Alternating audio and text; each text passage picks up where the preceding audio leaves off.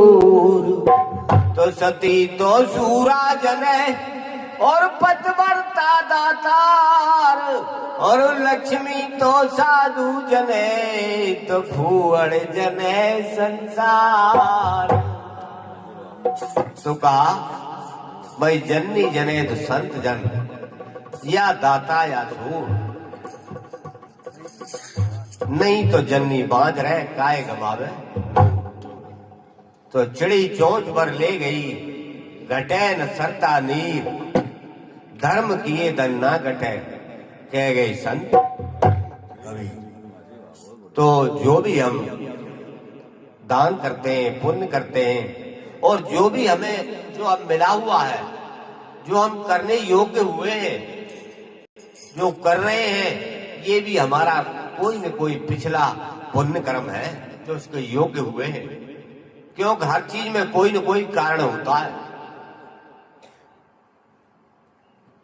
तो जब तक कारण क्या है कि जो हमारा पीछे का जो संचित कर्म है, यानी संचित जो धन जमा है, वही पूंजी हमें वर्तमान में मिल रही है। तो हम उसका सदुपयोग करें, जिस तरह से हमारे राम प्रसाद जी और भी अन्य भक्तों का सहयोग होगा। दूसरा अकेले राम प्रसाद जी का ही नहीं है, क्योंकि संपूर्ण परिवार है, उनके साथ साथ बेटी बेटा पोती नाती सभी के बगैर सहयोग के, क्योंकि संपूर्ण जो शरीर है हमारा, ये परमार्थ का काम कर रहा है। आंख है, इसको देखने से क्या लाभ है बताओ, कोई फायदे की बात हो? कान को सुनने से क्या लाभ है? इसको कुछ मिलता नहीं सुनने से। दांत को चबाने से क्या लाभ? जिह्वा को स्वाद बताने से क्या लाभ? क्योंकि सब एक दूसरे पर आश्रित हैं। आंख देखती है, कदम आगे बढ़ाती है। उसके बाद फिर जो भी चीज हम प्राप्त करते हैं, जो भी बाजार से सामान लाते हैं, खाते हैं, बनाते हैं, तो वो क्या करते हैं भाई, हम पेट को सप्लाई कर देते हैं, दांत भी। आंख देखती है, पैर जाते हैं, हाथ काम करते हैं, कान सुनते हैं, फिर वैसा ही वाणी के द्वारा व्यवहार करते हैं। तो पहले जो पेट में जाता है, पेट को क्या प्राप्त होता है, क्या लाभ की बात है। लेकिन पेट सब जगह है, इसमें जितनी भी नस नाड़ियां 72,000 नाड़ियां इस जो है नाभि कमल पर ही होती है, और ये सबको सप्लाई का काम करता है। यानी इसका लवण बनता है, लेह बनता है, फिर खून बनता है, फिर इसका यानी वीर बनता है, ताकत आती है, और वो सभी उसके बाद मांस बनता है, मज्जा बनता है, हड्डियां मजबूत होती हैं, हड्डियां बनती हैं। यानी सबको फिर सप्लाई का ताकत देने का काम करता है। यानी संपूर्ण जो शरीर है हमारा परमार्थ का काम कर रहा है। सब एक दूसरे पर निर्भर है, प्रत्येक जीवधारी। तो हमारा भी, हम इसको समझ गए हैं, तो हमारा भी काम परमार्थ करने का है। तो हम भी जैसा भी हो सकता है, समय के अनुसार जो भी हमें सदगुरु ने, उस परमपिता परमात्मा ने जो भी दिया है, उसके अनुसार कुछ न कुछ हम अवश्य जो है उसमें से आगे परमार्थ के लिए निकालें। यानी धर्म करें, दान करें। का 10वां अंश गुरु को दीजिए और जीवन जन्म सफल कर लीजिए। यानी हम 10वां अंश कहा है, आपने देखा होगा सरदारों में आज गुरुद्वारा शुरू होता है, लेकिन थोड़े ही समय के बाद किले का रूप धारण कर देते हैं, किला बन जाता है। क्योंकि उनमें ये भाव है, जो भी कमाते हैं शाम तक उसमें 10वां अंश वो पहले ही निकाल कर रख देते हैं गुरुद्वारे के लिए। तो हम ज्यादा ना कर सके, 10वां नहीं तो हम 100वां ही निकालें। तो हमें ज्यादा ना हो, हम जो भी कमाते हैं या 100 रुपए कमाते हैं, अगर 1 रुपए के हिसाब से भी रखें, तब भी एक साल में बहुत कुछ इकट्ठा होता है। फिर हमारा भी जो गुरुद्वारा, क्यों गुरुद्वारा एक का ही नहीं होता, ये एक का ही नहीं है। अब देने वाले दे देते हैं, लेकिन आगे चलाने के लिए हमारा आप सबकी जिम्मेदारी है। तो हमें सबको अपने तन से, मन से, धन से, वचन से सहयोग करना चाहिए। बोलिए गुरु महाराज की। क्या बोले?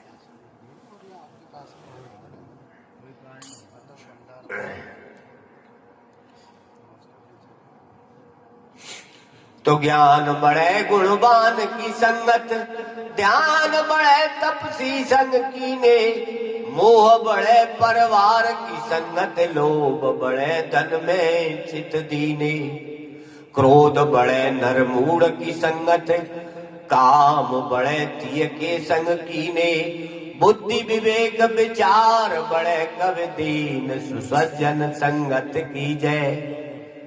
साहब तो कैसे थोड़ा सा पीछे को हट जाए या यहीं रहने दें? अच्छा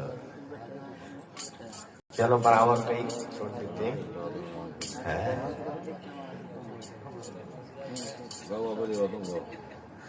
अरे साधो भाई चोट बैराग आली लागी, साधो भाई चोट बैराग आली लागी, तन की बीन तनता की तारा, तन की बीन तनता की तारा, मनी राम अनुरागी, साधो भाई चोट बैराग आली लागी, साधो भाई चोट बैराग आली लागी।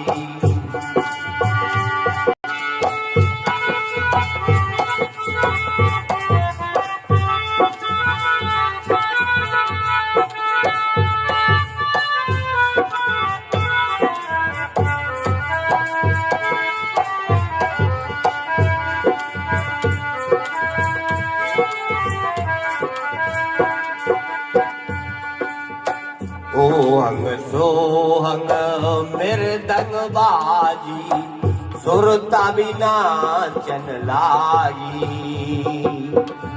ओहंग सोहंग मृदंग बाजी, सुरता बिना चन लागी, राग रागिनी हो में छती सो, राग रागिनी हो में छती सो, सुने तपी और त्यागी, साधो भाई चोट बैराग आली लागी, साधो भाई चोट बैराग आली लागी,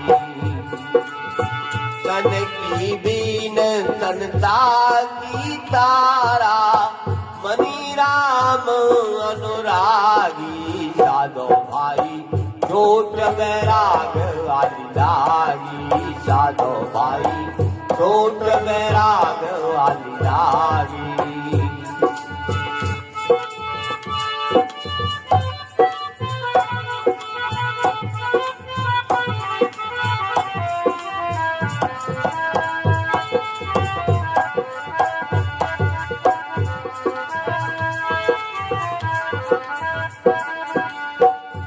हाँ डैरू बाजे गया तीन लोक में, तेरे गुण माया त्यागी, डैरू बाजे गया तीन लोक में, तेरे गुण माया त्यागी, पिंगला पिंगला दोनों मोही, पिंगला पिंगला दोनों मोही, सुख मन हो गई साजी, साधो भाई चोट बैराग आली लागी, साधो भाई चोट बैराग आली लागी।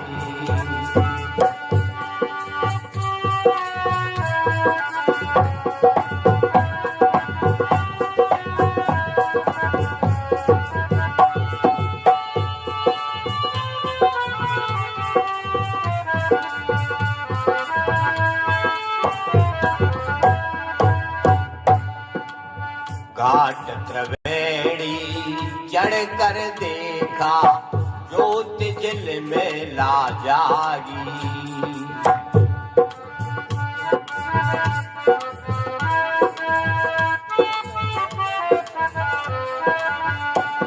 हाँ घाट त्रिवेणी चढ़ कर देखा, जोत जिल में ला जागी। 10वां फेर खुला दरवाजा, 10वां फेर खुला दरवाजा, सतगुरु मिले गए सागी। साधो भाई छोट मेरा गया लागी, साधो भाई छोट मेरा गया लागी। तन की बीन तनता की तारा, तन की बीन श्वासों की तारा, मनी राम अनुरागी। साधो भाई छोट मेरा गया लागी, साधो भाई छोट मेरा गया लागी।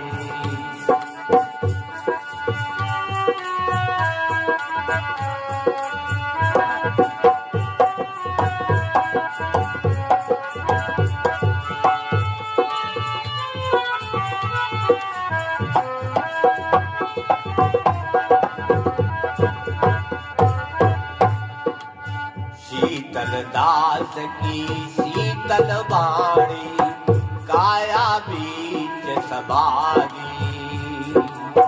शीतल दास की शीतल वाणी, काया बीच समागी।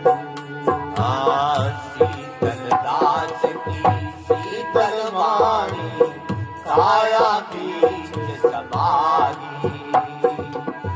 आवे न जाए मरे नहीं जन्म में, आवे न जाए मरे नहीं जन्म में, मोक्ष की पदवी पागी। साधो भाई छोट मेरा गया लागी, साधो भाई छोट मेरा गया लागी।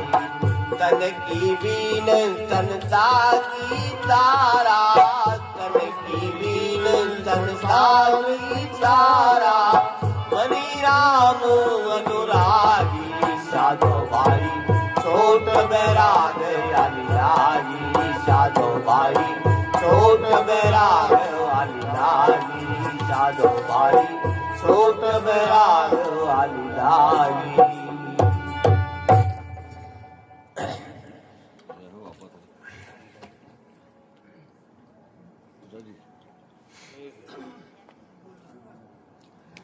तो डुबकी मारी समुद्र में और जाए निकसा आकाश,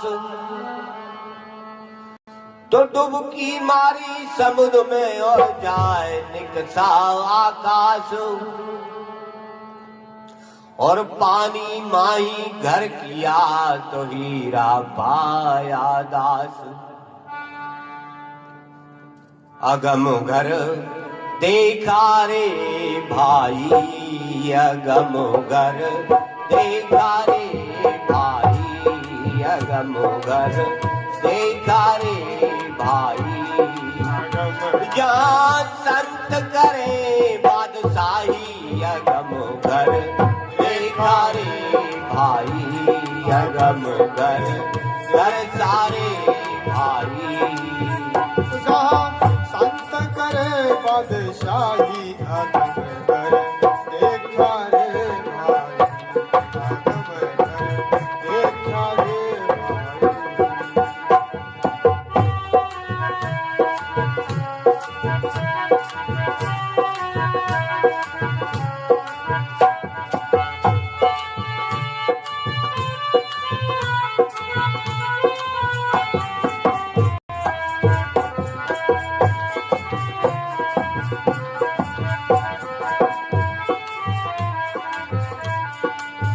परा बसंती मदा भय करी, ये पहुंचन की नाही।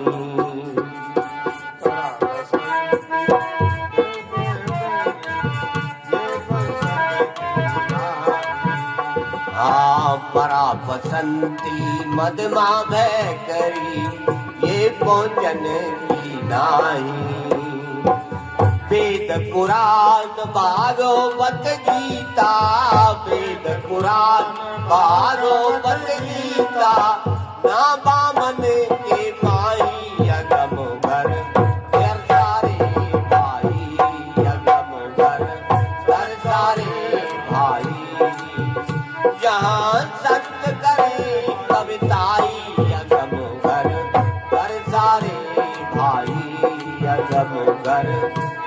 देखा रे भाई।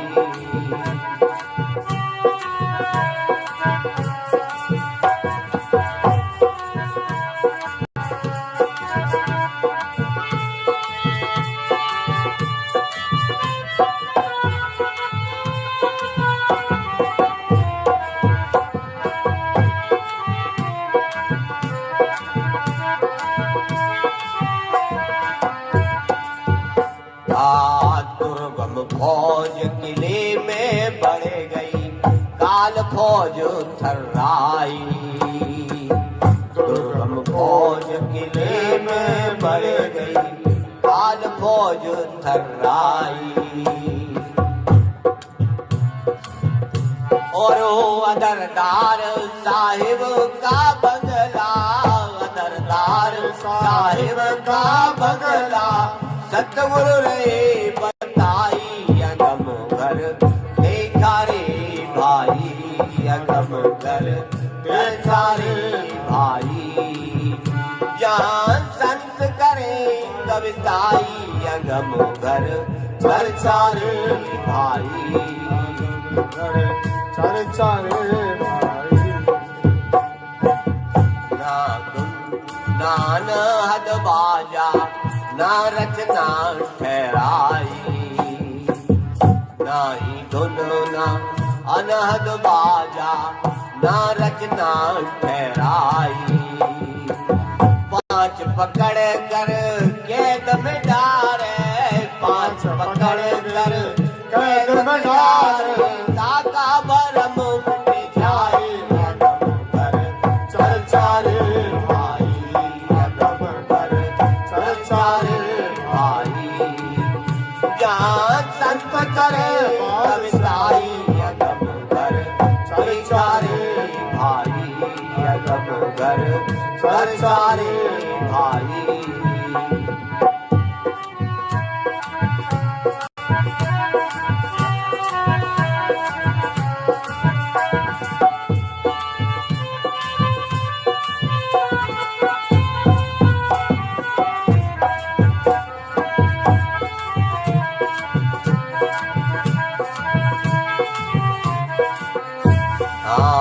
अनुभव ज्ञान दिया सतगुरु ने, अनुभव भजा निर्मोही।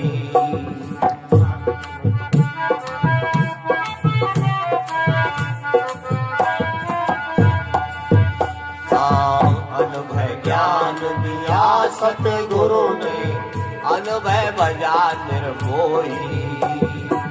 कहे कबीर सुनो भाई साधो, कहे कबीर सुनो भाई साधो, इन बेरा हराई। अगम घर चर्चा रे भाई।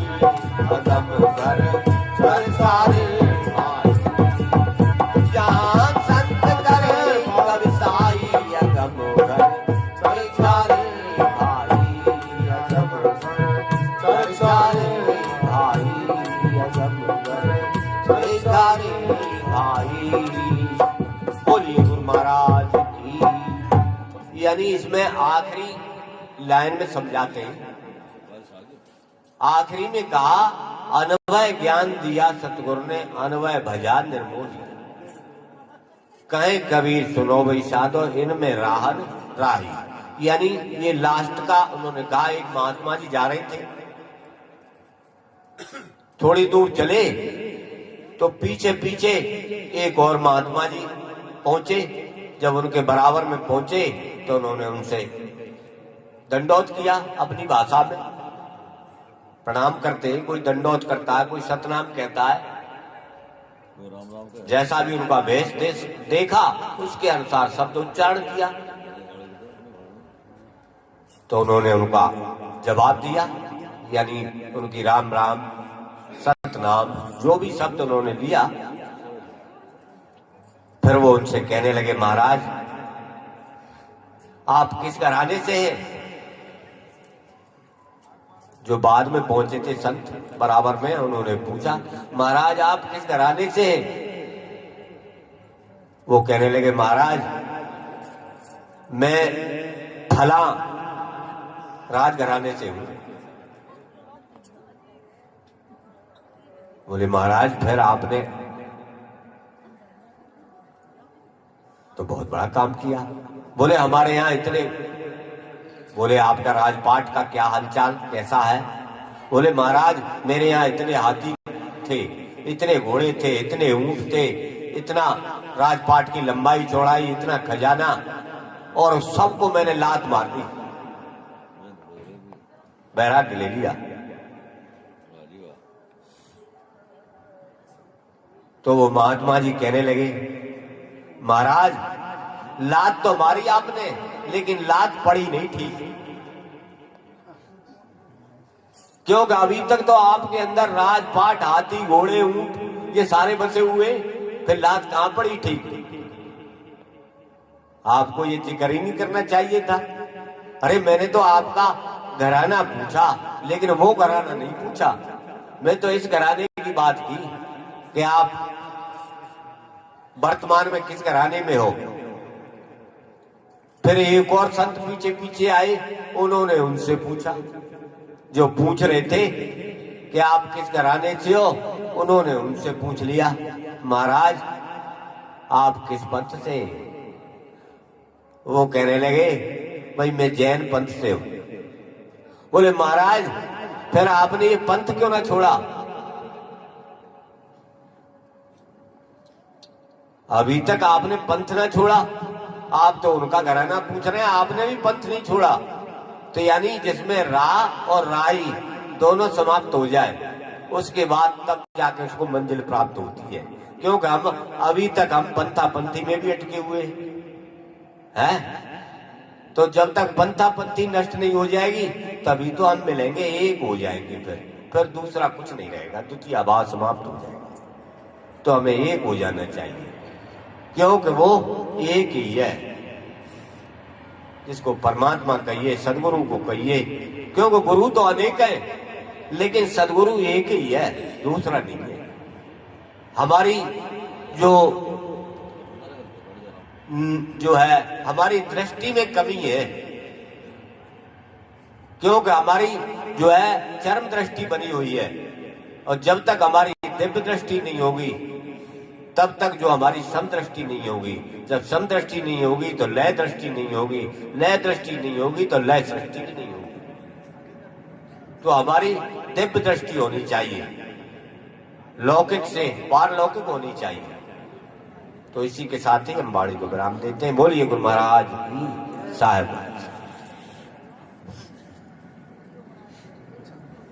बहुत बहुत धन्यवाद बाबा कोमलदास साहिब जी ने वाणी और प्रवचन के माध्यम से बहुत ही सुंदर अपने विचार रखे। आज का जो सत्संग रहा है उसके अध्यक्ष और आयोजक परम आदरणीय मुक्तानंद साहिब जी उर्फ मुख्तियार साहिब जी से मैं विनम्र निवेदन करूंगा कि वो अपना नंबर लें और वाणियों के द्वारा हमें संबोधित करें।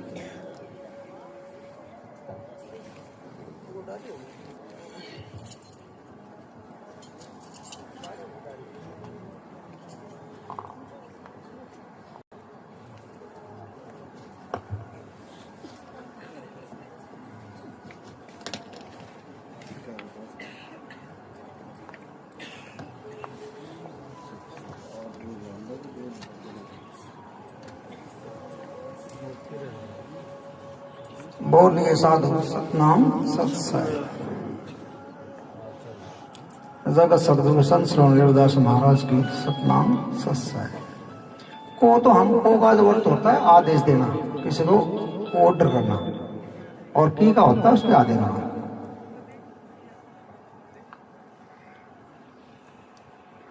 जगत सदगुरु कबीर साहब की